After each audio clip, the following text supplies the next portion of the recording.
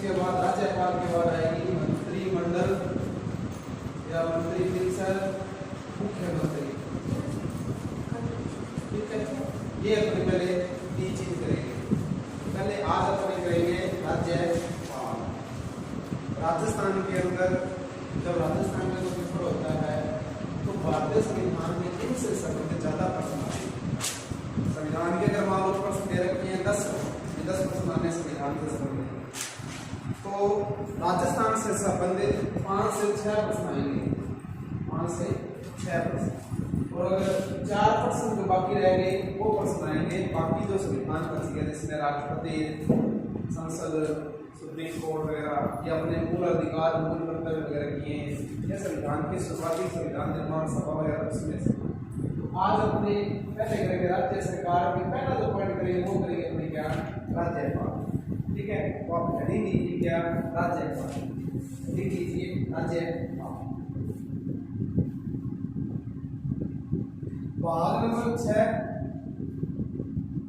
और अनुच्छेद आएंगे इसके अंदर 153 से, अनुच्छेद 153 से 167 तक का जो उल्लेख आएगा, यानी 153 से 167 तक जो उल्लेख है भाग 6 के अंदर, वो किससे संबंधित है, राज्यपाल। लगातार आएंगे।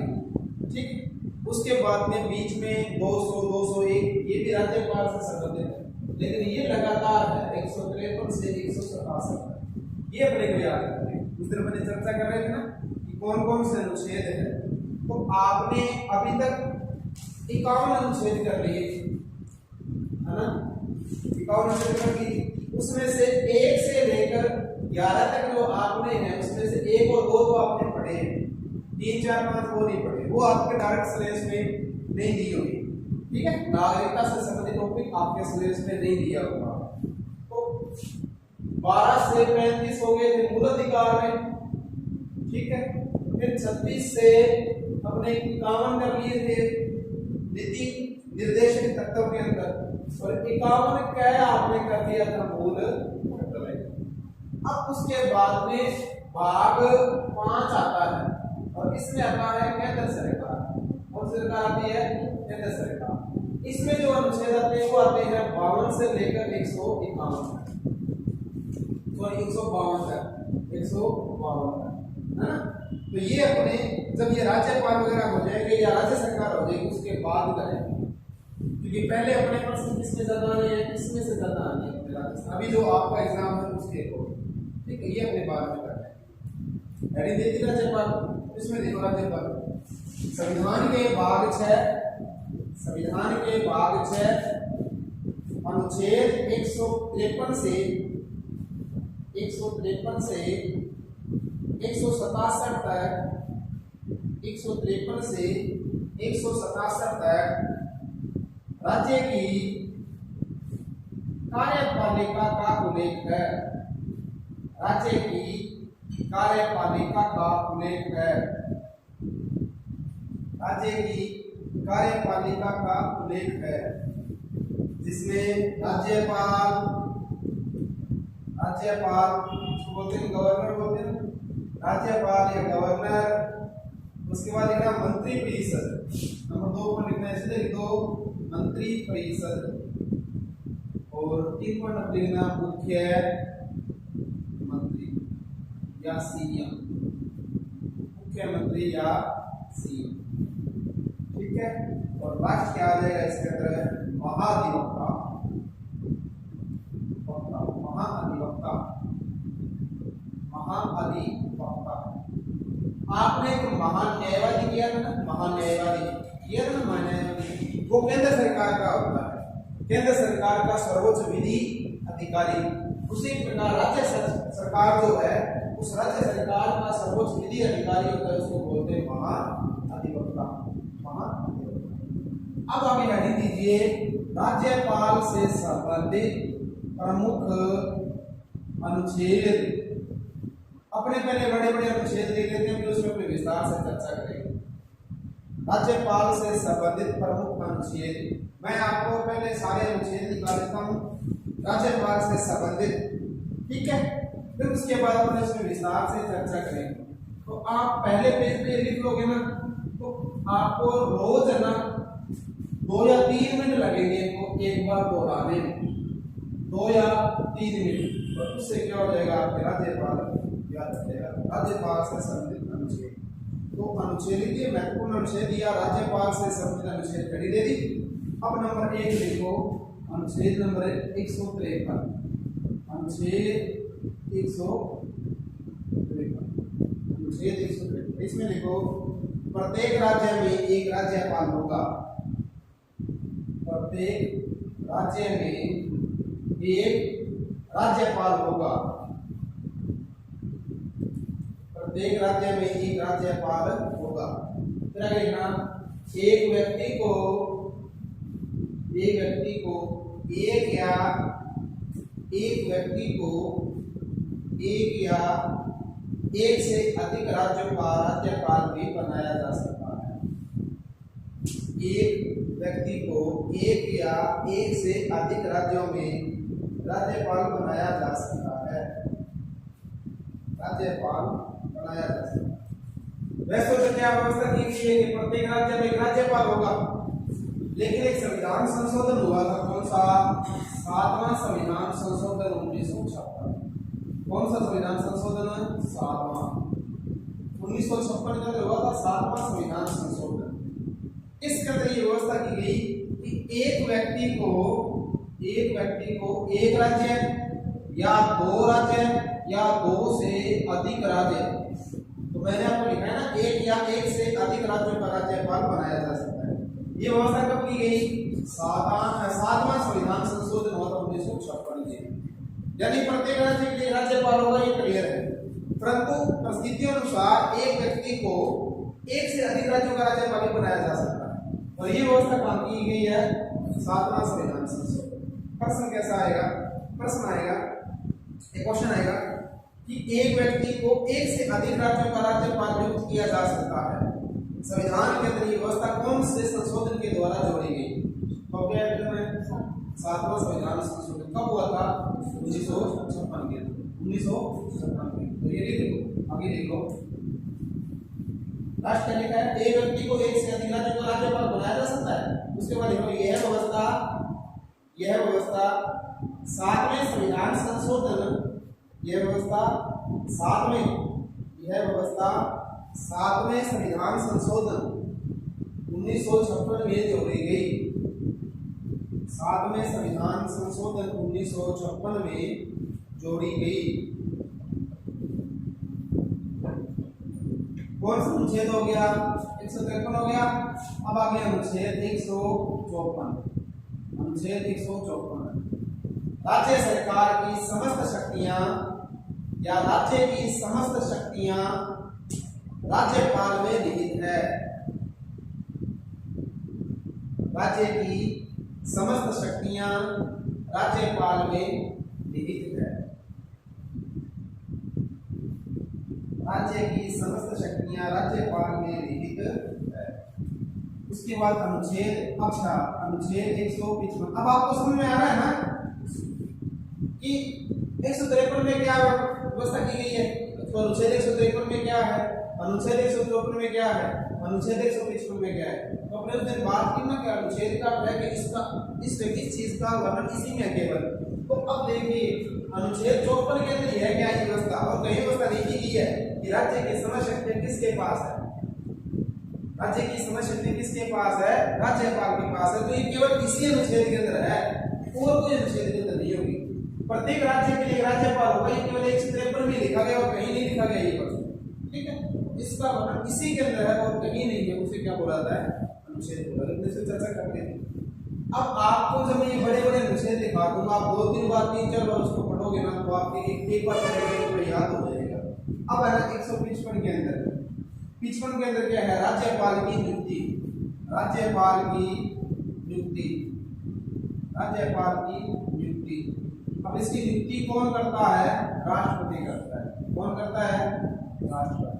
क्या राष्ट्रपति अपनी मर्जी से करता है क्या, राष्ट्रपति अपनी मर्जी से करता है क्या, नहीं करता।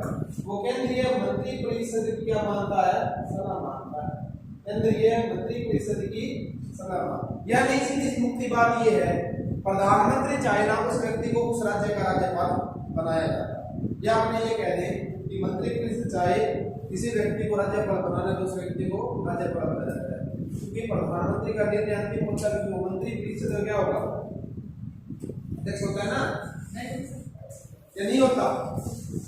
अपने चर्चा की थी ना, क्या चर्चा ये नहीं चर्चा की अपने शुरू में, सीएम और पीएम जो है, सीएम राज्य गवर्नमेंट में और पीएम सेंट्रल गवर्नमेंट के अंदर के मंत्री परिषद क्या होगा, अध्यक्ष होता है, चाहे वो मंत्री है या नहीं, लेकिन वो क्या है, मंत्री परिषद का सदस्य भी रहता है ना, यही कंडीशन। तो मंत्री परिषद कहेगी राष्ट्रपति को कि फलाने व्यक्ति को क्या करना है, राज्यपाल नियुक्त करना।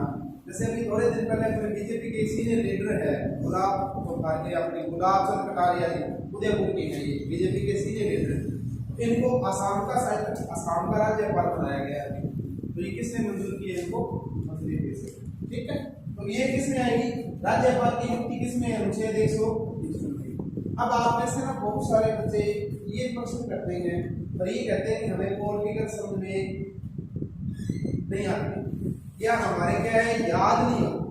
ये समस्या आ रही है ना आपकी, आ रही है, अरे हाँ बदलो आ रही है। ये क्यों आ रही है, कारण क्या है, ये चीजें आपने पहले पढ़ी हुई है, लेकिन ये चीजें आपके लिए ना ऐसा लग रहा है कि जैसे बिल्कुल अनसुनी सी है, बिल्कुल नई चीजें हैं और हमें कुछ पता नहीं चल रहा कि हमारे साथ क्या हो रहा है। अब मैंने फिर बार बार कह रहा हूँ, जब इसको आप बार बार 2, 3, 4, 5 बार इंटरेस्ट लेके पढ़ना शुरू कर दोगे तो ये याद होने लग जाएगी, ठीक है, याद होने लग जाएगी। जितना आप कोचिंग में टाइम देते हो ना, उससे 2 गुना टाइम आपको घर पे देना पढ़ने, तब जाके ये चीजें समझ में। किसी के समझ में नहीं आती चीजें, कितने पढ़ने का वो क्लास लगाने के बाद अगर खुद नहीं पढ़ता है ना तो समझ में नहीं आती।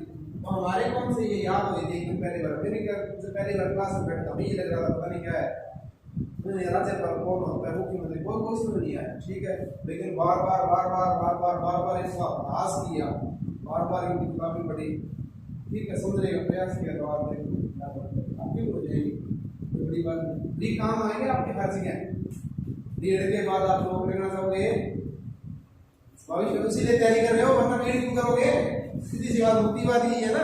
तो हमें रीट में सिलेक्शन लेना है या सेकंड ग्रेड में लेना है या हमें फर्स्ट ग्रेड हमारे सब्जेक्ट के अकॉर्डिंग जाना है, तो ये आएंगे बात। रीट में प्रश्न आते हैं, से कम 20 प्रश्न आते हैं, और रीट का जो प्री का एग्जाम होता है ना, प्री जैसे अपने 2 हो रहे हैं, मेन और प्री। मेन जो रीट प्री का जो पेपर होता है उसमें कम से कम पॉलिटिकल के एसएसटी के अंदर 60 में से एसएसटी कितने प्रश्न आते हैं, 60 प्रश्न आते हैं एसएसटी के रीट के लिए। चाहे आप पंजाब का दोगे, हरियाणा का दोगे, राजस्थान का दोगे, है ना, थर्ड ग्रेड टीचर के लिए, उस 60 में से एसएसटी के कम से कम 15 से 17 प्रश्न आते हैं। इसके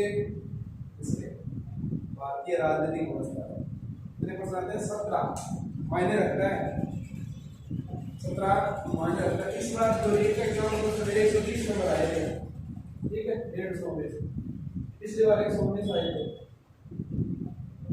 इसमें पॉलिटिकल के 19 प्रश्न आए थे, 19 के 19 सही, ऊपर वाले 19 के 19 सही थे। ज्योग्राफी के हिस्ट्री के 2 प्रश्न मेरे गलत हुए थे। तो ये बार बार अभ्यास करने के बाद बार बार पढ़ने, क्योंकि मेरा भी सब्जेक्ट हो गया पॉलिटिकल, बार बार इसको पढ़ता रहता हूँ, इनको बार बार अपने। और ये है ना, जब तक आप पढ़ाई से जुड़े रहोगे तब तक ये चीजें आपकी काम आएगी, और आपको पढ़ना पड़ेगा। मन मार के पढ़ लेना, चाहे मन खुश करके पढ़ लेना, ये तो पढ़ना ही पड़ेगा, ये तो क्या है, पढ़ना ही पड़ेगा। और एक है ना, करके देखो, प्रयास करके देखो, जब प्रयास करते हो ना तो कुछ मिल जाएगा, नहीं मिलेगा तो ऐसे तो है ही अपने, ऐसे तो है ही, प्रयास कर लो।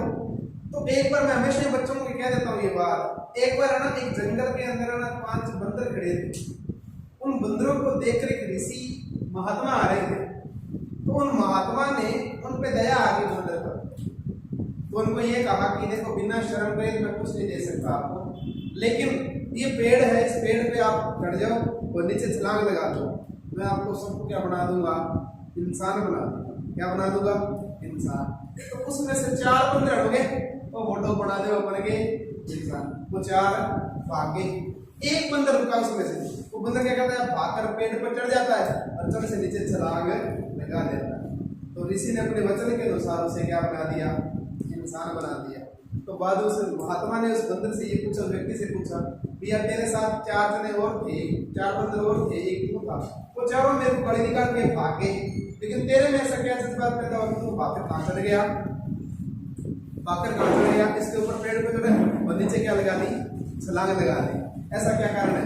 तो उसने पता उस बंदर ने क्या जवाब दिया, उसने कहा मैंने ये सोचा कि बढ़ गए तो ठीक है, नहीं तो बंदर को हाई है ना, भी बढ़ गए तो ठीक है, इंसान बढ़ गए तो ठीक है, बंदर तो हाई ही, बंदर कौन तो कौन, तो बंदर तो हाई, तो कर लोगे तो याद हो जाएगा, ऐसे तो है, ऐसे तो आप लोग वही, कोई दिक्कत नहीं है, मत मारोगे, मेहनत करोगे तो क्या पता आप हो ही जाएगा। होने भी तो हमारे पास कुछ नहीं है ना, आज आपके पास किसी के पास होने के लिए कुछ नहीं है, बहुत कुछ हुआ आपने, लेकिन प्राप्त करने के लिए बहुत कुछ पड़ा है, बहुत कुछ प्राप्त कर सकते हो अपने दिमाग, अपने विवेक, अपने मनोयोग से, इन किताबों से आप बहुत कुछ प्राप्त कर सकते हो। और वैसे कोई प्राप्त नहीं करना चाहता तो जो हम हैं वैसे तो नहीं रहेंगे, वैसे तो हम हैं, इसलिए क्या करना है आपने, इनको अच्छी तरह से याद करना।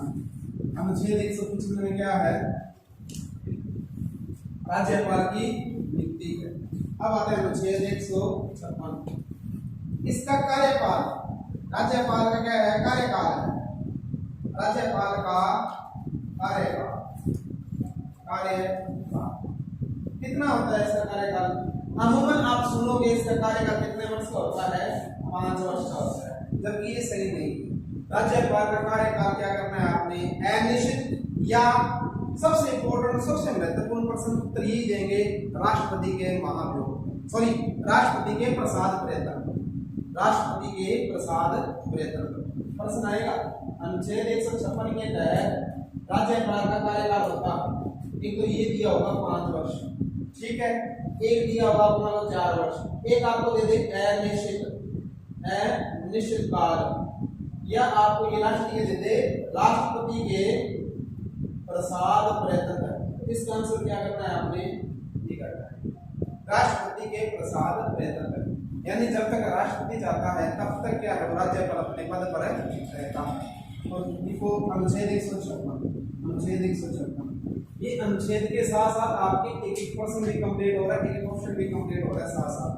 अनुच्छेद 153 के अंदर क्या है, प्रत्येक राज्य के लिए एक राज्यपाल होगा, एक व्यक्ति को एक से अधिक राज्यों का राज्यपाल भी बनाया जा सकता है, कौन सा संविधान संशोधन के तहत, 7वां संविधान संशोधन। अनुच्छेद 154, अनुच्छेद 154 के अंदर क्या है, अनुच्छेद 154 के अंदर क्या, सॉरी अनुच्छेद 154 के अंदर ने क्या किया है, राज्य की समस्त शक्तियां किसके पास होगी, राज्यपाल के पास होगी, राज्य की समस्त शक्तियां किसके पास है, राज्यपाल के पास। अनुच्छेद 155, राज्यपाल की नियुक्ति कौन करता है, राष्ट्रपति करता है, किसकी सिफारिश पर, केंद्रीय मंत्रिपरिषद की सिफारिश पर।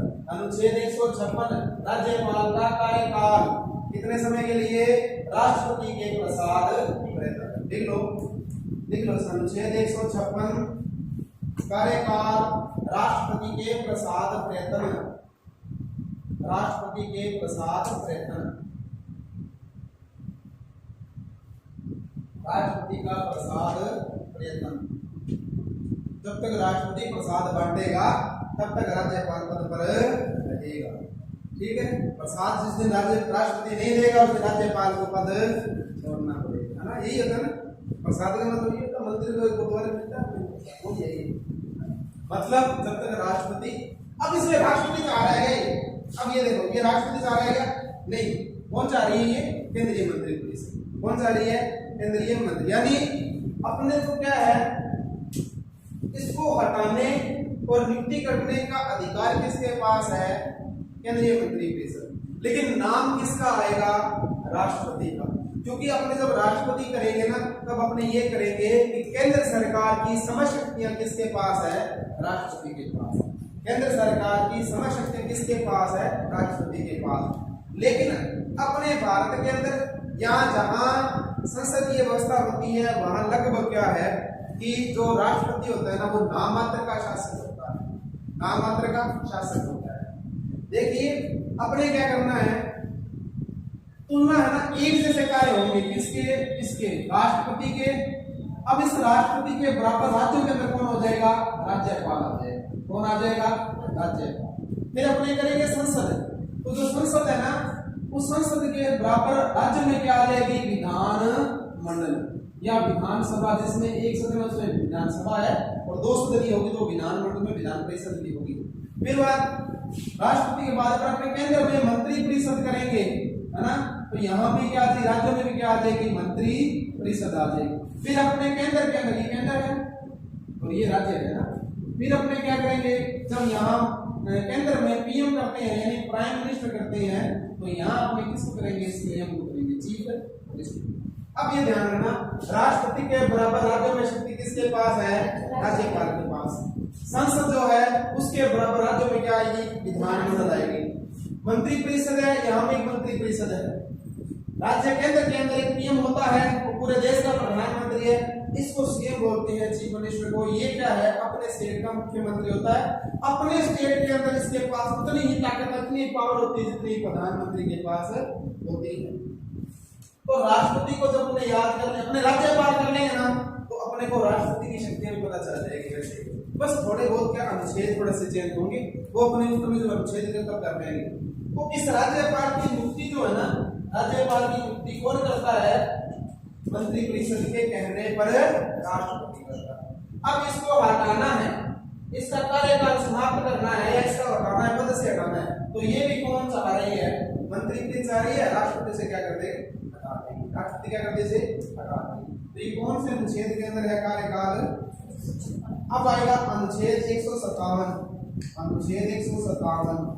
इस अनुच्छेद 157 में है राज्यपाल की योग्यता, राज्यपाल की योग्यता, राज्यपाल की योग्यता। मैं आपको महत्वपूर्ण अनुच्छेद दिखा रहा हूँ, सारे नहीं लिखूंगा, राज्यपाल से संबंधित सारे नहीं लिखेंगे, ये जो अपने इंपॉर्टेंट नहीं वो नहीं करेंगे। अनुच्छेद 157 राज्यपाल की योग्यता है ना, इसकी दो योग्यता होती है। क्या, एक तो ये भारत का नागरिक होना चाहिए, भारत का क्या होना चाहिए, नागरिक, और दूसरा इनकी आयु कितने वर्ष होनी चाहिए, 35 वर्ष। आयु कितनी होनी चाहिए, 35 वर्ष। अब आपको मैं बताऊं कि कई प्रश्न ऐसे हैं जो इनकी उम्र पूछी जाती है, अपनी चर्चा कर लेते हैं उम्र में, फिर आगे पे चलते हैं, ठीक है। वोट डालने की आयु बता दो, 18 वर्ष। चुनाव लड़ने की आयु, चुनाव लड़ने की आयु 21 वर्ष, नहीं सारों के लिए, अब इसमें चर्चा करेंगे। मत देने का जो है ना, मत देने की आयु है 18 वर्ष। पंचायती राज में चुनाव लड़ना है अपने, या नगर पालिका क्षेत्र में चुनाव लड़ना है, तो उसके लिए आयु, पंचायत के लिए आयु है 21 वर्ष। अब आते हैं, अपने क्या बनना है, एमपी बनना है, किसका, लोकसभा का। तो लोकसभा का सदस्य बनने के लिए, लोकसभा के सदस्य बनने के लिए 25 वर्ष, है ना। फिर उसके बाद में एमपी कौन सी, राज्यसभा की, तो राज्यसभा का सदस्य बनने के लिए 30 वर्ष, राज्यसभा का सदस्य बनने के लिए 30 वर्ष। प्रधानमंत्री और मंत्री परिषद में सदस्य बनने के लिए 25 वर्ष, ठीक है। प्रधानमंत्री की बनने के लिए कम से कम आयु कितने वर्ष होनी चाहिए, 25 वर्ष, अधिकतम कितनी हो, कोई प्रतिबंध नहीं, क्योंकि जो लोकसभा का सदस्य है उन्हीं में से तो मंत्री परिषद बनती है और उन्हीं से में क्या बनता है, प्रधानमंत्री बनते हैं। उसी प्रकार आगे उसके बाद अपने बात करने राष्ट्रपति के लिए आयु कितनी होनी चाहिए, 35 वर्ष। राज्यपाल के लिए आयु कितनी होनी चाहिए, 35 वर्ष। विधानसभा के सदस्य बनने के लिए 25 वर्ष, मुख्यमंत्री बनने के लिए 25 वर्ष। अगर कहीं विधान परिषद है, किन्हीं राज्यों में विधान परिषद है, उसका सदस्य बनने के लिए 30 वर्ष। सुप्रीम कोर्ट, हाई कोर्ट में न्यायाधीश बनने के लिए न्यूनतम योग्यता कोई नहीं है, न्यूनतम योग्यता कोई नहीं, लेकिन अधिकतम है हाई कोर्ट में 62 वर्ष और सुप्रीम कोर्ट में 65 वर्ष। तो इनमें से प्रश्न आते हैं, एक रह गया यहाँ, कौन से रह गई, कौन सी रह गई, शादी की उम्र रहेगी, वो कितनी है, कितने दिखाई मैंने आपको, 21 वर्ष बोल रहे हो, तो इम्पोर्टेंट है, पता ही नहीं, तो वही नहीं है, ऐसे कौन से बंदे में बोलने हैं, जिस दिन यहाँ पहुंच जाएगा ना उस दिन पता लग जाएगा, ठीक है। इसीलिए कितनी करती है वह, अपनी चर्चा की थी ना, वो लड़के वाली बात की थी ना, आयु वर्ग इसमें ना। तो ये है, इनमें से क्या लगभग 1000 प्रश्न आ जाता है। अगर लिखना चाहते हो देखो यहाँ कहीं इसको उतार लो, लिखवाना चाहते हो बाकी टाइम का भी नहीं भाई तुम आपको। तो राज्यपाल की योग्यता क्या है? एक तो क्या ये भारत में क्या होना चाहिए? नागरिक। लिखना चाहते क्या वो? लिख लो, मैं बोल देता हूँ। मतदान करने की आयु 18 वर्ष। यही ना डब्बा सा बना के ब्रैकेट बना के यही लिख दो, जहां लिख रहे हो ना यही ब्रैकेट सा बना के यहाँ लिख दो। मतदान 18 वर्ष, मतदान 18 वर्ष। पंचायत के चुनाव लड़ने के लिए 21 वर्ष, पंचायत के चुनाव के लिए 21 वर्ष। लोकसभा का सदस्य बनने के लिए 25 वर्ष, लोकसभा के सदस्य बनने के लिए 25 वर्ष। राज्यसभा का सदस्य बनने के लिए 30 वर्ष, लोकसभा के लिए 25, राज्यसभा के लिए 30। नीचे आगे राष्ट्रपति, इसके लिए 35, राज्यपाल के लिए भी 35, राज्यपाल के लिए 35। विधानसभा, विधानसभा के सदस्य के लिए 25, विधानसभा के सदस्य के लिए 25। विधान परिषद के सदस्य के लिए 30 वर्ष और पीएम और सीएम के लिए 25 वर्ष। पीएम बनने के लिए 25 वर्ष और सीएम बनने के लिए भी 25 वर्ष। विधान परिषद, विधान परिषद, विधानसभा के बाद विधान परिषद, विधान परिषद के लिए 30 वर्ष। विधान परिषद के लिए कितने वर्ष है? 30 वर्ष। ठीक है, मैं फिर कह रहा हूँ इनमें से बहुत बार प्रश्न आते हैं, आ सकते हैं। सर पीएम और सीएम की लिख लो। हाँ, पीएम और सीएम की लिख लो। पीएम देखो हमेशा किसका होगा? इसका होता है कम से कम। तो लोकसभा का सदस्य बनने के लिए 25 वर्ष, तो पीएम प्रधानमंत्री बनने के लिए भी 25 वर्ष। और जो सीएम होता है वो किसका होता है? वो होता है विधान परिषद, विधानसभा का, विधानसभा का, उसकी क्या है? 25 वर्ष। आगे अपने जब संसद वगैरह करेंगे, विधानमंडल करेंगे, तब अपने चर्चा कर लेंगे क्या राज्यसभा का व्यक्ति पीएम बन सकता है क्या? तो अपने इसमें चर्चा कर लेंगे कि राज्यसभा का सदस्य भी पीएम बन सकता है, अपने वहां चर्चा करेंगे। ठीक है, हो गई स्थान तक, हो गई अनुच्छेद स्थान। अनुच्छेद 59 लिखो, 58 छोड़ दो एक बार।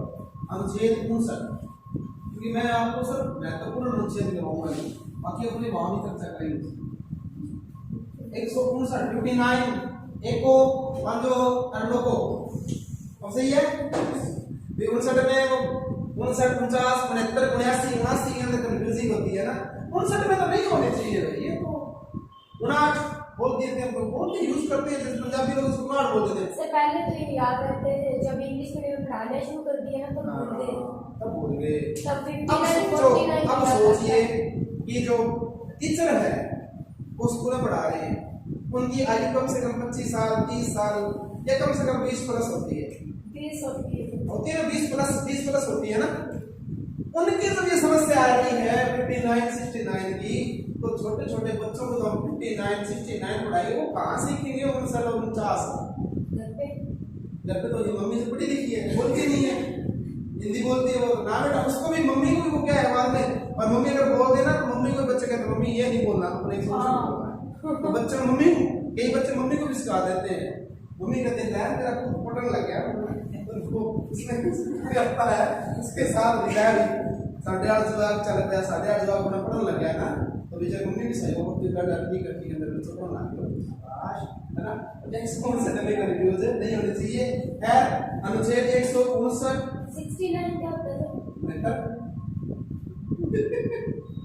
अच्छा मैं ना आपने कई बार वो देखे होंगे इंस्टा पर वीडियो चलते हैं ना, तो 2-4 लड़कियां खड़ी इंग्लिश मीडियम की 69 75 74 में बड़ा कौन होता है? बड़ा कौन होता है? 69 बड़ा होता है ना। क्यों? क्योंकि 74 75 तो उनको पता चल जाता, 69 को 89 का नहीं पता चलता। तो ये जो कई लोग है ना इसको क्या बोलते हैं? 69 बोलते हैं। और 69 होता कौन सा है? ये आप इसको बोलते हो 69, ये क्या है? 82, और वो 89 क्या होता है? 89, ये 79 वो 89 है ना। और गांव के जो बुजुर्ग लोग जो हैं वो इनके बोलने का तरीका अगर नाम नहीं आए ना, जैसे 69 नाम नहीं आए तो ये क्या होंगे? 70 हुए घाट है ना, 70 से एक काट है ना, या 70 ऊपर 2 70 ऊपर 3 है ना। तो ये अपने बुजुर्ग जो आज भी इनका जो गिनती का हिसाब यही है कि वो ऐसे बोलते हैं 70 ऊपर 4, 70 से ये वैसे करके बोलते हैं ना। करिए अनुच्छेद 159 इसमें लिखो राज्यपाल की शपथ, राज्यपाल द्वारा शपथ, राज्यपाल द्वारा शपथ कौन रहता है?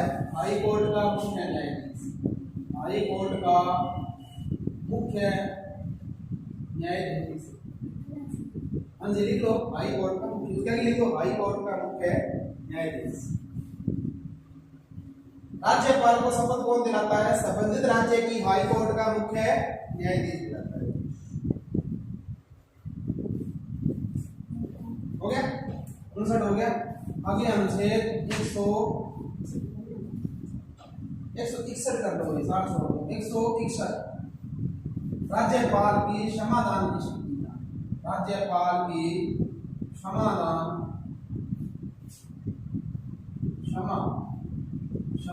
की शक्ति, क्षमादान की शक्ति, या इसको क्या बोलते हैं? माफी, माफी। अब ये माफी शब्द जो है ये पंजाबी में प्रयोग ज्यादा होता है, और ये शब्द किसका है? साहित्य का शब्द उर्दू का है, उर्दू का शायद कंफर्म नहीं, शायद उर्दू का है, ये हिंदी का है क्षमा। ठीक है उर्दू है ना, ये उर्दू का है माफी, क्योंकि पंजाबी में उर्दू अरबी जिनके शब्द ज्यादा प्रयोग है। सॉरी का ना आप लोग अंग्रेजी बैठे होंगे, सॉरी का जहां तक मुझे बोलते हैं ना सॉरी, इसका शब्द इसका ये नहीं होता है क्षमादान या माफी, सॉरी का ये नहीं होता। आप है ना किसी अंग्रेजी के टीचर से पूछना, सॉरी का अर्थ होता है कि मुझे खेद है इस बात, इसका मतलब होता है कि इसको माफ कर दो, इसका मतलब है मेरे को क्षमा कर दो, माफ कर दो मेरे को। इसका मतलब तो ये है कि मैं माफी चाह रहा हूँ उस कारण इस कार्य के लिए। सॉरी करते हैं कि मैंने आपको ये बोला इसलिए मुझे खेद है, माफी नहीं मांग रहा मैं आपसे, मैं आपसे माफी नहीं मांग रहा हूँ। सॉरी का मतलब मैं केवल खेद प्रकट कर रहा हूँ कि मुझे खेद है। ये आपने कह देता कि मेरी थोड़ी सी इज्जत सी है कि मैंने इसको ये बोल दिया, अपने केवल अपने किसी को कुछ बात बोल देते हैं फिर अपने मन में आता है मैंने इसको ये बोल दिया, तो वो है सॉरी, माफी नहीं है। ये ध्यान रखना, इसीलिए क्या है ना कि हिंदी और ये शब्द जो बोला गया है वही लिखा गया है। हिंदी में इंग्लिश में सॉरी बोलोगे अर्थ चेंज हो गया, क्या कि मुझे खेद है कि मैंने आपको ये बात बोली है ना, लेकिन ज्यादा सॉरी सॉरी सॉरी सॉरी लगे पड़े ना, सॉरी सॉरी लगे पड़े। चलिए कोई बात। अनुच्छेद 161 राज्यपाल क्षमादान की शक्ति, राज्यपाल कभी नहीं बोलता सॉरी, ठीक है ना, कभी नहीं बोलता सॉरी। कुछ लोग हैं जो नहीं बोलते, तभी तो कहा है पैरों के लिए हाथ ने कहा था पैरों को कि तेरा इतना मान सम्मान क्यों होता है। हर लोग कहते हैं तेरे गाड़ी झुक जाती है, और पैर ने कहा कि मैं धरती पे चलता हूँ, हवा में। हाथ कहाँ है? जमीन पे कहाँ है? इसने क्या कहता है कहाँ चलता हूँ? जमीन पे चलता हूँ, हवा में नहीं चलता, इसलिए मेरा मान सम्मान ज्यादा है। जो झुक के चलता है उसका मान सम्मान ज्यादा होता है ना। कई लोग कई गांव के अंदर या शहर के अंदर कई बड़े लोग होते हैं ना, वो जिनको ना कई लोग ऐसे होते हैं ना, किसी को अपने कहते हैं ना कि इसको बुलाना या राम रमी करना या उसके साथ नमस्कार करना, तो वो क्या करेंगे ऐसे करके बैठे ना तो पैर हिलाएंगे ऐसे नमस्ते के अंदर, मतलब कि इतना उनको घमंड इतना अहंकार हो जाता है उनको। और कोई लोग बहुत सारे पैसा है उनके पास, रुपये भी, लेकिन बिना इतने जाते हैं कहते हैं कि ये देखो ये हमेशा ये सरकार है, ये क्या है सरकार, अपने हाथ जोड़ के किसी को बुलाती है सरकार, ये मान सम्मान बढ़ाता है। पहले आगे कभी मैं आपके को एक दूसरी क्लास देंगे अपनी कभी मेरे तुमसे पूछ सकता है नहीं आगे नहीं है मुझे हैं पेपर की बात आप आओगे नहीं। अनुच्छेद 163 आ जाओगे, फिर अपने फिलोसफी क्लास में देखेंगे हैं पार्टी करेंगे, पार्टी तो देगा सर जितने सारे अभी कह रहा हूँ अनुच्छेद 163 इसमें देखो अनुच्छेद 163 इंपॉर्टेंट है, थोड़ा सा क्या है इंपॉर्टेंट है, 100 नंबर वाले सर पार्टी अरे बन जाएगी आई नो सर दिन दे रहा कभी चिट्टा बना दिया मैंने कब बनाया कभी नहीं डालता मैं तो। जब से याद नहीं करके हमें तो आपको मैंने देखा आप याद नहीं करते, तो मैं आपको यही कहता हूँ कि आप प्रयास कीजिए, अच्छा करोगे, प्रयास कीजिए। मैंने कभी कहा याद नहीं होगा, तो बोला क्या मैंने आपको, आपने माने याद नहीं करके, कभी मैंने आपको ये नहीं कहा कि आप नहीं कर पाओगे, क्योंकि कब हमारा समय, हमारा परिस्थिति, हमारा साथ है, पता नहीं चलता। और थोड़ी थोड़ी अगर आप मेहनत करते जाएंगे तो मुकाम को प्राप्त कर लेते हैं। रोज थोड़ा थोड़ा थोड़ा थोड़ा पढ़ोगे ना तो भी आप निकल जाओ, अच्छा कर जाओगे। मैं बार बार यही बात कहता हूँ। अनुच्छेद 163 इसके अंदर क्या है, अनुच्छेद 163 के अंदर क्या है, इसमें ना एक और लिखना, राज्यपाल का विवेक अधिकार, राज्यपाल का विवेक अधिकार, विवेक, हाँ विवेकाधिकार या विवेक अधिकार, या विवेकाधिकार ले लेना, विवेकाधिकार, राज्यपाल का विवेकाधिकार तथा मंत्री परिषद के सलाह के अनुसार कार्य करना, तथा मंत्री परिषद के सलाह के अनुसार कार्य करना। इसको जो मैं करवाऊंगा आगे, ये अपने अनुच्छेद जो मैंने बाहर अनुच्छेद लिखे हैं सारे, अभी इनको अपने अंदर भी चर्चा करेंगे, तब अपने इस पे विवेकाधिकार पर चर्चा कर लेंगे क्या है विवेकाधिकार की, ठीक है। उसके बाद 163 हो गया अनुच्छेद 164, अनुच्छेद 164 ये भी इंपॉर्टेंट है। क्या है अनुच्छेद 164 में लिखो, राज्यपाल, राज्यपाल, राज्यपाल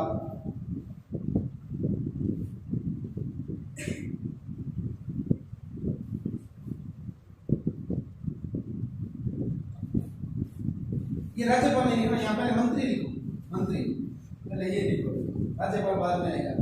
मंत्री व्यक्तिगत रूप से राज्यपाल के प्रति, मंत्री व्यक्तिगत रूप से राज्यपाल के प्रति, मंत्री व्यक्तिगत रूप से राज्यपाल के प्रति व सामूहिक रूप से, सामूहिक रूप से, सामूहिक रूप से विधानसभा के प्रति उत्तरदायी होती है, या उत्तरदायी होते हैं, विधानसभा के प्रति उत्तरदायी होते हैं। उसके बाद में अनुच्छेद 167 ये भी क्या है इंपॉर्टेंट है, गुड स्टार जेड वाई लगा लेना, तो लगाना सब। हाँ 167 एक सरकारी स्कूल का बच्चा पढ़ा हुआ है, सर्वाधिक जो मानवीय विकास होता है ना किसी को, सरकारी स्कूल के बच्चे का सही है, सही तरीके से बच्चा अगर पढ़ा लिखा हो सही तरीके से, और उस बच्चे को थोड़ी सी इंग्लिश आती है ना, समाज के अंदर बहुत जल्दी ऊपर का बाहर निकल जाता है सरकारी स्कूल का बच्चा, क्योंकि वो क्षेत्र लोकल में स्कूल के अंदर वातावरण में इतना मजबूत होकर आता है कि उसको ना बाहर जब वो आए समाज में तो उसे कोई काम करवा लो तैयार रहता है, क्योंकि सरकारी स्कूलों में सुविधाएं कम होती है ना। अब तो चलो ठीक है सरकार ने बढ़ाने शुरू कर दी, तो बच्चों को सबसे पहले ये पता है कि हमें स्कूल जाना है, जहाँ पे हमें बैठना है उसकी सफाई भी हमें करनी है, तो वो सफाई से लेकर पानी भरने, पानी पीने तक सब कुछ कार्य करना सीख जाता है। फिर आता है हिंदी, क्षेत्रीय भाषा, और अगर थोड़ी सी ढंग से इंग्लिश की पढ़ाई कर ले तो सरकारी स्कूल का बच्चा इतने व्यक्तिगत रूप से बाहर निकल कर आता है, क्योंकि उसने परिस्थितियों के साथ सब काम सीखा होता है ना। ये लैंग्वेज वगैरह सीखी होती है, 167 167 ये सब उसके आते हैं, तो उन्हें कोई दिक्कत नहीं होती। तो सरकारी स्कूल के बच्चे देखना ना ज्यादा क्या है व्यक्तित्व निखर कर आता है ज्यादा। प्राइवेट स्कूल के जो बच्चे तो ये नहीं कहते कि उन्हें व्यक्तित्व नहीं करता, नहीं करता है, प्राइवेट स्कूल में अच्छी एजुकेशन मिलती है प्राइवेट स्कूल में, लेकिन गवर्नमेंट स्कूल के अंदर क्या है, क्योंकि वो बच्चे क्या है अपने स्वयं के अनुसार तब कर आ रहे हैं। प्राइवेट स्कूल को बच्चों को तैयार किया जा रहा है, बच्चों को तैयार किया जा रहा है, प्रत्येक चीज बताई जाती है बार बार, यहाँ तक तो ये भी बताया जाता है कि सफाई कैसे करनी है, माता पिता के पैर के छूने कराना। सरकारी स्कूल के बच्चों को ये बताते हैं कि सफाई करके आनी नहीं, अजी मानो बताओ मेरोदर स्कूल में करा एक लोग को बताने की आवश्यकता नहीं है, तो वो निखार अपने आप आ जाता है बच्चों के अंदर, उनके व्यक्तित्व में अपने आप निखार आता है। 167 और अगर मान लो जो सरकार ये व्यवस्था करते कि जितने भी सरकारी कर्मचारी जितने भी, चाहे वो कलेक्टर है चाहे वो चपरासी, यानी कलेक्टर बड़ी पोस्ट है सबसे बड़ी, उससे लेकर नीचे चपरासी, सरकारी स्कूल में सबसे छोटी पोस्ट होती है जिसे अपने पोस्ट के कर्मचारी कहते हैं, इनके बच्चे कहाँ पढ़ेंगे सरकारी संस्था, तो सरकारी स्कूलों का कितना विकास हो जाएगा। क्यों? अब एक सरकारी स्कूल में कलेक्टर का बच्चा पढ़ रहा है, कलेक्टर का बच्चा एक सरकारी स्कूल में पढ़ रहा है तो क्या होगा, कलेक्टर आएगा जांच करने के लिए और जो भी कमियां पाई जाएगी कलेक्टर सरकार को सीधा लिखेगा फलाने स्कूल में ये कमी है पूरी करो, हो गया, उस स्कूल का सुधार हो गया। फिर एसडीएम आए, तहसीलदार आए, थाने के जो सीआई साहब होते ये आए, कोई भी आए, बड़ा बड़ा अधिकारी, वाटर वर्क्स का मान लो बड़ा अधिकारी है, उसका लड़का सरकारी स्कूल में पढ़ रहा है और वो गंदा के मासूम पानी को नहीं, तो वो वाटर वर्क्स का सरकारी कर्मचारी क्या करेगा, उस स्कूल में पानी की व्यवस्था करवाएगा, कैसे, वो सरकार से मंजूर करवा के लाएगा अपने आप अपने स्तर पर। अध्यापक होंगे, उनके बच्चे उस स्कूल में पढ़ रहे हैं तो वो अच्छा मेहनत करवाएंगे कि हमारे बच्चे भी स्कूल में, तो सरकारी स्कूल का एकदम से सिस्टम बदल जाएगा, एकदम से, और सरकारी स्कूल इतना उभर कर बाहर आएंगे, क्योंकि हमें रोजगार क्या चाहिए, रोजगार चाहिए, हम पढ़ना चाहते हैं प्राइवेट संस्थाओं में, लेकिन हमें रोजगार सरकारी में चाहिए, सही है ना, अपने सबको नौकरी सरकारी, है ना। जैसे वो एक चुटकुला चलता हरियाणा में कि लड़की क्या मैं पढ़ूंगी प्राइवेट स्कूल में, ठीक है, और बताऊँ मैंने सरकारी नौकरी और हमारी शरीर काम नहीं करेगी, है ना, ये भी है साथ में। तो ये सब कैसे होते हैं, क्योंकि हमारा जो वातावरण ऐसा आ गया कि हम सरकारी नौकरी तक इतने भाग रहे हैं कि वो सरकारी नौकरी से है, तो कुछ मतलब है भी, है ना, सरकारी नौकरी है भी, क्योंकि पैसे आते हैं भरपूर, जितनी सैलरी बनती है ये पता फिक्स सैलरी आएगा, पर सरकारी नौकरी का महत्व तो पता चला अपने पुराना काल के फिक्स है उनके, जिनको 40-45 हज़ार रुपये मिल रहे थे ना, सरकार ने 1 रुपया नहीं काटा, 40 मिल रहे तो 40 दिए, 45 दिए, ठीक है, और कई तो बेचारे जो ये अपने कोरोना काल के अंदर छोटे व्यापारी थे तो खत्म ही हो गए बेचारे, आज नहीं मिले, तो ये चीज़ है। तो सरकारी स्कूलों में व्यवस्था सुधर जाएगी, सरकारी डिपार्टमेंट की हर व्यवस्था सुधर जाए तो ये अच्छा है समाज के लिए। अब अपने अनुच्छेद 177 करो, इसमें क्या लिखना है, राज्यपाल को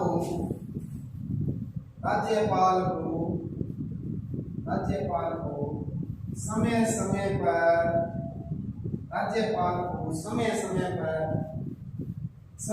पर मुख्यमंत्री सूचना देगा, यह मुख्यमंत्री का कर्तव्य है,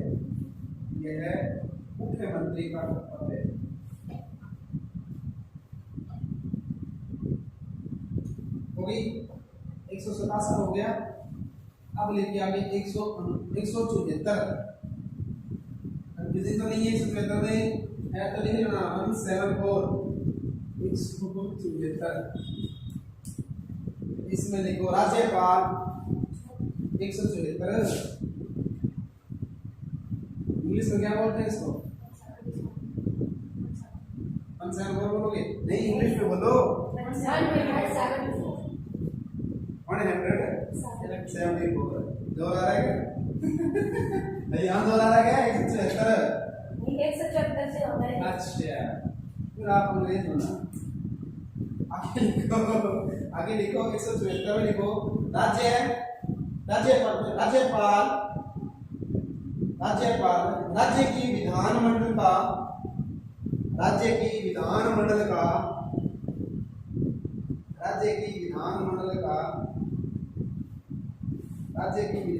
का सत्र आहूत करना, सत्र आहूत करना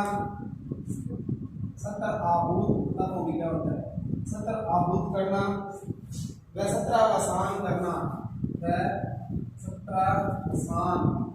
सत्र आहूत का मतलब होता है सत्रावसान करना। इसका मतलब ये होता है कि राज्य विधानसभा जो है ना उसकी बैठक को बुलाना, ठीक है, उस सत्र को शुरुआत करना, जैसे आपने पढ़ते हो ना कि फलानी तारीख से विधानसभा का सत्र शुरू हो रहा है और इतने दिन चलेगा, और फिर आप पढ़ते हो कि राज्यपाल ने सत्रावसान यानी इस एक पर्टिकुलर सत्र को क्या कर दिया है, समाप्त कर दिया है। 3 सत्र चलते हैं इस साल के अंदर, मानसूनी सत्र, बजट सत्र और शीतकालीन सत्र। फरवरी से लेकर मई के बीच में चलता है बजट सत्र, फिर उसके बाद जुलाई से लेकर सितंबर अक्टूबर तक चलता है मानसून सत्र, और फिर अक्टूबर नवंबर से लेकर दिसंबर या फरवरी तक जनवरी तक चलता है शीतकालीन सत्र। तो ये जो 3 समय बुलाई, 3 बैठकें बुलाई जाती है संसद विधानसभा के अंदर, और इन बैठकों के अंदर क्या है, क्या क्या कार्य करने हैं, सरकार वो पक्ष को बताएगी या संसद या विधानसभा पेश करती है कि हम आने वाले कौन से समय में क्या कार्य करेंगे। तो इसके जो आहूत का मतलब सत्र को बुलाना है, तो ये बुलाएगा कौन? राज्यपाल बुलाता है, उसको समाप्त कौन करता है? राज्यपाल करता है। प्रश्न सिंपल सीधा सा आएगा, सत्र आहूत करना, सत्र अवसान करने का अधिकार किसके पास है? तो राज्यपाल के पास है। किस अनुच्छेद के तहत? अनुच्छेद 177। आगे देखिए अनुच्छेद 175। अनुच्छेद 175 राज्यपाल का अभिभाषण। राज्यपाल का अभिभाषण। राज्यपाल का अभिभाषण। राज्यपाल का अभिभाषण, यह राज्यपाल का अधिकार है। आगे लिखो, यह है राज्यपाल का अधिकार। अनुच्छेद 175 हो गया। अब उसके बाद अनुच्छेद 176। अनुच्छेद 176 राज्यपाल का विशेष अभिभाषण। विशेष अभिभाषण। राज्यपाल का विशेष अभिभाषण हो गया। उसके बाद अपना अनुच्छेद 200। अनुच्छेद 200 हमारे तो विद्वानों के देखिए कंफ्यूजन होती है, 100 और 1000 में भी कंफ्यूजन होने लग जाती है। केवल आप इसको 1000 में बोल देते हैं, बाद में पता चला कि 1000 जिसको कहते हैं हजार को कहते हैं। भैया तो आंकड़ा है ना, इकाई, दहाई, सैकड़ा, ये सैकड़ा है ना। इकाई की जरूरत है, इकाई, दहाई, सैकड़ा, हजार, 10,000, लाख, 10 लाख, करोड़, 10 करोड़, ऐसे अपने काउंटिंग शुरू करते हैं ना, 0 बढ़ती जाती है। अंग्रेजी पता नहीं क्या बोल रहे हैं। अच्छा, तो अंग्रेजी में आप पढ़े लिखे हो ना, जैसे अपने को ये रकम लिखी हुई है, तो अपने को बोलते हैं इकाई, दहाई, सैकड़ा, हजार, यानी 3000 हो गए। इंग्लिश में कैसे करते हैं?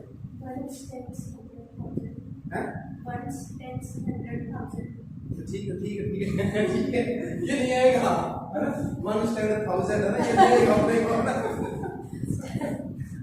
तो स्टैंड अपना तो हो गया, क्या है भाई, 12 ही है अपना स्टैंड है 12। ये ठीक है, इकाई, दहाई, सैकड़ा।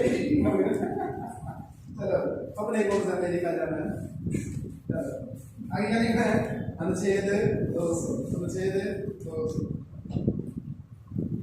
देखो, विधेयक पर अनुमति। विधेयक पर अनुमति। अनुमति, विधेयक पर अनुमति मतलब जब विधानसभा कोई कानून बनाकर राज्यपाल के पास भेजती है, तो राज्यपाल उस पर हस्ताक्षर करके उसे कानून बना देती है कि ये कानून बन गया। उसको बोलते हैं विधेयक। विधेयक का मतलब होता है कानून।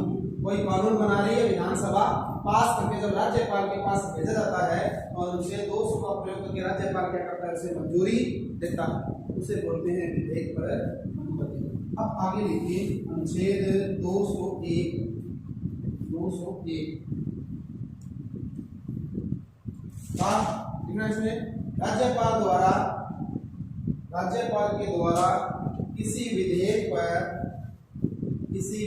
पर राष्ट्रपति की अनुमति, किसी विधेयक पर राष्ट्रपति की अनुमति लेने के लिए आरक्षित रखना। अनुमति लेने के लिए क्या रखना भाई? आरक्षित रखना। आरक्षित रखना। उसके बाद अपने जहां 163 दिया था ना, अनुच्छेद 163, क्या है 163 में? देखो, राज्यपाल की विवेकाधिकार शक्तियां ना, तो अनुच्छेद 356 का प्रयोग और अनुच्छेद इस 200 का प्रयोग भी क्या माना जाएगा? राष्ट्रपति का विवेकाधिकार माना जाता है। राष्ट्रपति का क्या विवेकाधिकार माना जाता है? फिर इसमें खूब चर्चा करने जब अपने विवेकाधिकार करेंगे, लेकिन उससे बाद जो आज का इंपॉर्टेंट जो मैंने अनुच्छेद बोले उसमें नाम लिख लो, अनुच्छेद 213। ये भी हाँ जी, ये कोर्ट में लिखना अनुच्छेद 213। अनुच्छेद 213 राज्यपाल की अध्यादेश जारी करने की शक्ति। अनुच्छेद 213 राज्यपाल की अध्यादेश जारी करने की शक्ति। राष्ट्रपति की 123 के अंदर आती है और राज्यपाल की 213। अध्यादेश जारी करने की शक्ति। अध्यादेश जारी करने की शक्ति होता क्या है? विधानसभा का सत्र नहीं चल रहा, ये वाक्य पर इसमें चर्चा करेंगे इसकी बात में, यदि आएगा अनुच्छेद 213। विधानसभा का सत्र नहीं चल रहा है, लेकिन मंत्री परिषद और मुख्यमंत्री को लग रहा है कि एक कानून बनाना है जो बहुत ही इम्पोर्टेंट है, कानून बनाना है जो बहुत ही क्या इम्पोर्टेंट है, लेकिन विधानसभा नहीं चल रही। तो मंत्री परिषद क्या करती है, इस राज्यपाल के पास वो कानून बनाकर भेज देती है, कानून बनाकर भेज देती। इस कानून को कच्चा कानून कहते हैं। क्या कहते हैं? कच्चा कानून। इस कच्चे कानून को राज्यपाल मंजूर कर देता है 213 अनुच्छेद के तहत। तो ये कब तक लागू रहता है? कच्चा कानून 6 माह तक लागू रहेगा। और इस पे ये लिखा जाता है कि या तो 6 माह इसका समय है, या जैसे ही विधानसभा का सत्र शुरू हो जाएगा, जैसे ही विधानसभा का सत्र शुरू हो जाए तो इस कच्चे कानून को आने वाले 6 हफ्ते के अंदर अंदर विधानसभा से क्या करवाना है? पारित करवाना है। विधानसभा से क्या करवाना है? पारित कराना है। अगर पारित हो जाता है तो कानून क्या बन जाता है? पक्का कानून बन जाता है। जैसे ये विधानसभा का सत्र शुरू होता है, 6 सप्ताह के बाद ये कच्चा कानून अपने आप क्या हो जाता है? समाप्त हो जाता है। उसे बोला जाता है अध्यादेश जारी करने की शक्ति। ठीक है। क्वेश्चन जो पूछेगा आपसे ना, वो या तो ये पूछ सकता है कि अध्यादेश जारी करने की शक्ति अनुच्छेद क्या है? अनुच्छेद 213। या क्या पूछेगा? या पूछेगा कच्चा कानून या अध्यादेश जारी द्वारा बनाया गया कानून का समय कितना होता है? ठीक है। जहां तक मेरे को लगता है अगर इससे प्रश्न उठाएगा तो यही पूछता है। हाँ, ये पूछ सकता है कि इसकी शक्ति है या अधिकार है, ये जरूर पूछ सकता है। तो अध्यादेश जारी करने की ध्यान रखना, ये अधिकार नहीं है, ये क्या है? इसकी शक्ति। राज्यपाल की क्या ये शक्ति है? अध्यादेश जारी करने की शक्ति। ये पूछ सकता है वो कि ये अध्यादेश जारी करने की राज्यपाल की है शक्ति या अधिकार, या कोई और ऑप्शन दिया होगा तो आप क्या करना है? शक्ति करनी। तो ये प्रमुख महत्वपूर्ण अनुच्छेद है। अब आपको इनको 2-3 बार पढ़ोगे ना तो बड़ा बड़ा राज्यपाल आप क्या हो जाएगा? याद हो जाएगा, समझ में आ जाएगा राज्यपाल है क्या। अब आगे हेडिंग देनी है राज्यपाल की संवैधानिक स्थिति। संवैधानिक स्थिति, संवैधानिक स्थिति। ठीक है। तो उसमें से आता है अपने अनुच्छेद 154। अनुच्छेद 154 का विषय क्या है? और इसमें केवल चर्चा करेंगे, लिखाओ कुछ नहीं है। अनुच्छेद 154 बताओ क्या है? अनुच्छेद 154, हाँ, राज्य सरकार की जितनी भी शक्तियां हैं वो किसमें निहित होती है? राज्यपाल। कार्य कौन करे? कार्य कर रही है मंत्री परिषद। कार्य कौन कर रही है? मंत्री परिषद। या अपने बोले विधानसभा सदस्य ये कार्य कर रहे हैं, लेकिन ये किसके नाम से कार्य कर रहे हैं? या जो मंत्री परिषद वो कार्य कर रही है किसके नाम से कर रही है? राज्यपाल के नाम से कर रही है। क्योंकि जब कानून बनाया जाएगा ना तो ये आता बकायदा लिखा आता है कि राज्यपाल ने अपने हस्ताक्षर से कानून जारी किए। तो सारी शक्तियां किसके पास है? राज्यपाल के पास। ये कौन सी है? संवैधानिक है। अब आती है कि ये शक्तियां नामात्र की है कि या काल्पनिक है, या नामात्र की एक वास्तविक है। राज्यपाल के पास अनुच्छेद 154 के तहत राज्य की समस्त शक्तियां हैं, ये उसकी नामात्र की है या वास्तविक उसके पास है? नामात्र की है, उसके पास कोई शक्तियां नहीं है, लेकिन नाम है ना, उसका नाम बड़ा है। जैसे अपने घर में बुजुर्ग हो जाते हैं ना, तो उनका पद बड़ा है लेकिन उनके पास अब शक्तियां नहीं है। शक्तियां कितनी आ गई? उनके लड़कों के पास आ गई, है ना। अब लड़कों में अगर मान ले इस बुजुर्ग के पास, इस बुजुर्ग के 3 लड़के हैं, है ना, 3 में सर्वाधिक शक्ति किसके पास आएगी? जो सर्वाधिक ज्यादा पैसा कमाता ना, छोटे के बाद भैया जो सर्वाधिक पैसा कमाता है उसके पास आता है। छोटा जो मेरी तरफ बिल्कुल फ्री रहने वाला है, हेला शक्तियां छोड़ो, उसको तो रोटी खिलाते पड़े हैं। लाडला हो आगे बात है तो उसको छूट देती ना, काम ना कर तो थोड़ी हो चौधरी का नहीं छुट्टी नहीं है। चौधरी कौन करेगा? चौधरी वही करेगा तो क्या करा रहा है? पैसा कमा रहा है ना। तो बुजुर्ग के पास क्या है? नाम मात्र की शक्ति, पद बड़ा है कि मैं घर का मुखिया हूँ, है ना। और घर का मुखिया देखो बाहर वाले अंदर वाले कमरे से बाहर वाले कमरे में आ गया, और यही क्या एकदम तोड़ देता है, ये मुखिया है ना। तो वही शक्ति है किसके पास? नाम मात्र की शक्ति किसके पास होती है? राज्यपाल के पास होती है। वास्तविक शक्ति किसके पास होती है? मंत्री परिषद के पास है। वो लाडला होता है इसलिए तो घर से बाहर निकालता है। हम क्या करेंगे? घर से बाहर निकालते हैं। कितने दिन लाडला है वो? कितने दिन है? मैंने एक दिन बताया ना, हाँ मैंने कल उसने चर्चा की ना, एक समय आएगा, एक टाइम आने के बाद में जो बिल्कुल फ्री रहता है ना, जब वो लड़का लड़की वो घर वालों को क्या लगने लग जाता है, वो बोझ लगने लगता है, एक विशेष टाइम आता है। जैसे मान लो 25 साल या 30 साल, 30 साल तो ज्यादा हो जाएगी, 25 साल है, 25 के बाद में ना वो बोझ लगने लगता है, क्यों काम कुछ कर नहीं रहा, तो भविष्य बात है, बड़ा भाई हमारा तो उसको लग रहा है तो छोटा हो गई, और फिर बड़े भाई की शादी हो गई तो 100% 101% है, 101% है, छोटे को ज्यादा देती, छोटे ज्यादा देती। वो अपनी चर्चा की थी ना, कि बड़े भाई ने क्या अपनी पत्नी को ही मार दिया, पता लगा किसी छोटे को ज्यादा देती, छोटे को ज्यादा देती, क्या करें इसकी चलो भाई ठीक है, ठीक है। अब आगे हम 154 हो गया, कल करेंगे अपने इसमें